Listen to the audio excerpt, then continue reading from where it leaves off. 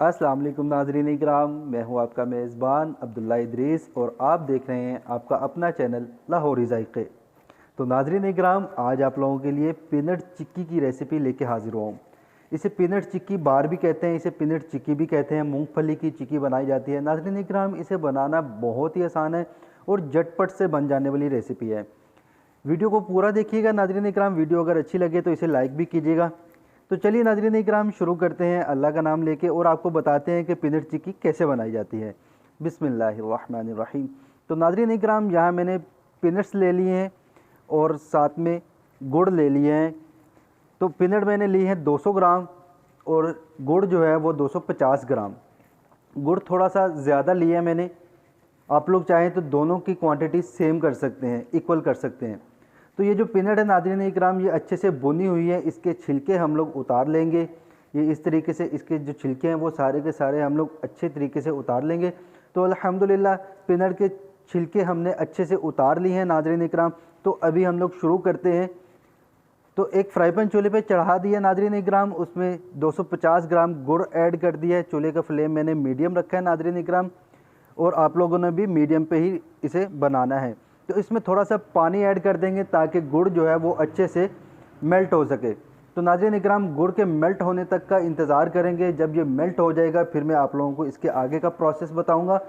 लेकिन यहाँ पे जो बात नोट करने वाली है नाज़रीन इकराम, वो ये है कि आप लोगों ने चूल्हे का फ्लेम मीडियम रखना है। आप लोगों ने इसे हाई फ्लेम पे बिल्कुल भी नहीं बनाना। अगर आप लोग इसे हाई फ्लेम पे बनाएंगे तो ये गुड़ हमारा तैयार होने से पहले ही ब्राउन हो जाएगा और बहुत ज़्यादा ब्राउन हो जाएगा। तो इसलिए हमने इसे मीडियम फ्लेम पे ही बनाना है। मीडियम फ्लेम पे इसे पहले मेल्ट करेंगे नाज़रीन इकराम। तो ये देखिए अल्हम्दुलिल्लाह गुड़ जो है वो अच्छे से हमारा मेल्ट हो चुका हुआ है। अब हम लोग क्या करेंगे, एक छन्नी की मदद से, एक स्ट्रेनर की मदद से इसे हम लोग अच्छे से छान लेंगे। क्योंकि गुड़ में जब गुड़ बनाया जाता है नाज़रीन इकराम, तो इसमें बहुत से ज़र्रात होते हैं, गन्ने के जो ज़र्रात होते हैं वो होते हैं। तो इस तरीके से अगर हम लोग इसे छान लेंगे तो इसके वो ज़र्रात निकल जाएंगे। तो ये देखिए, इसके अंदर जो ज़र्रात थे, गुड़ के बनाते वक्त जो ज़र्रात इसमें आ जाते हैं वो इससे निकल चुके हुए हैं। तो अब हमने इसका बर्तन भी चेंज कर दिया है। दूसरा फ्राई पैन चूल्हे पे चढ़ा दिया नाज़रीन इकराम, उसमें हमने इसे डाल दिया और अब हम इसे अच्छे से पका लेंगे। तो नाज़रीन इकराम, मैं आप लोगों को साथ साथ चेक भी करके दिखाता रहूँगा कि गुड़ आपका कहाँ तक तैयार होना चाहिए और कितना तैयार होना चाहिए।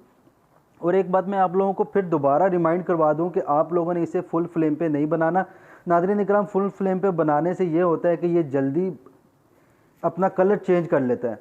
तो यहाँ पे मैं आप लोगों को इसे चेक करके दिखा देता हूँ नाज़रीन इकराम। अभी देखिए कितना प्यारा इसका गोल्डन सा कलर है। तो अभी मैं आप लोगों को चेक करके बता देता हूँ कि गुड़ तैयार हुआ है या नहीं हुआ। तो इसे चेक करने का जो तरीक़ेकार है वो ये है कि एक बर्तन में थोड़ा सा पानी लेंगे और इसमें थोड़ा सा हम लोग कुछ ड्रॉप्स इसके डालेंगे। तो ये देखिए, ये डालते साथ ही ये फैल गया है। इसका मतलब ये अभी तैयार नहीं हुआ।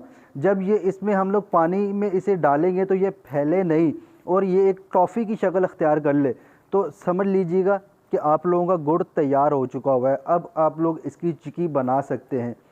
तो नाज़रीन इकराम, इसे हम लोग दोबारा चेक कर लेते हैं। अभी कुछ टाइम हो चुका हुआ है इसे मज़ीद पकते हुए।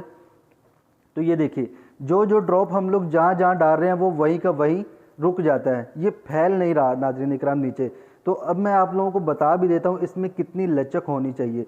ये बिल्कुल भी क्रंची करके आप लोगों ने नहीं उतारना, थोड़ी सी इसमें लचक होनी चाहिए। जैसे एक टॉफ़ी बाज़ार से लेके आते हैं हम लोग, इस तरीके का ये होना चाहिए।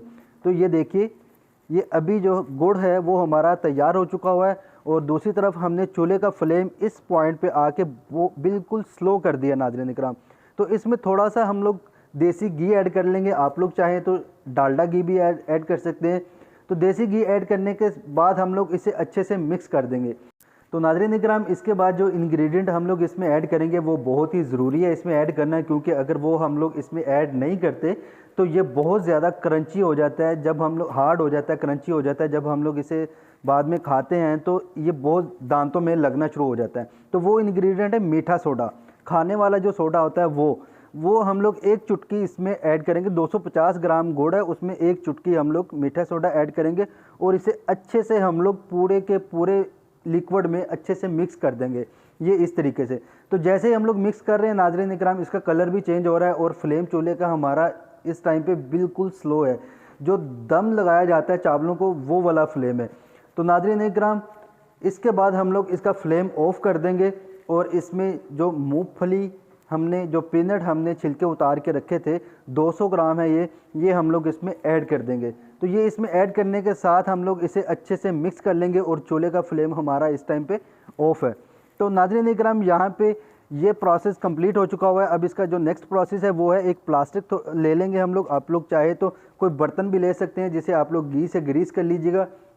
ये देसी घी से मैंने इसे ग्रीस कर लिया है, इसलिए ग्रीस किया है ताकि हम लोग अगर इसे नीचे शीट पे डाल देते तो ये नीचे चिपक सकता था, तो ये प्लास्टिक से आराम से उतर सकता है नाज़रीन इकराम। तो इस तरीके से हम लोग इस पे डाल देंगे और इसे थोड़ा सा फैला देंगे।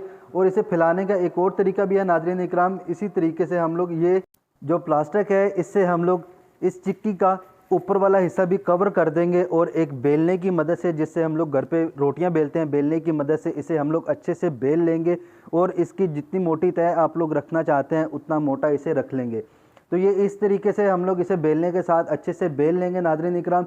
और दूसरा मैं आप लोगों को एक इम्पोर्टेंट चीज़ बता दूं कि जब आप लोगों ने इसके पीसेस करने हैं तो वो आप लोगों ने टाइम पे करने हैं नाज़रीन इकराम। अभी ये थोड़ा सा नरम है, सॉफ्ट है, तो अभी हम लोग इसके पीसेस कर लेंगे, क्योंकि अगर हमने इसे थोड़ा सा टाइम दिया, 5-10 मिनट मज़ीद इसे दे देंगे तो ये बहुत ज़्यादा हार्ड हो जाएगा, क्रंची हो जाएगा, जिसकी वजह से इसके पीसेस जो है वो परफेक्ट तरीके से नहीं हो पाएंगे।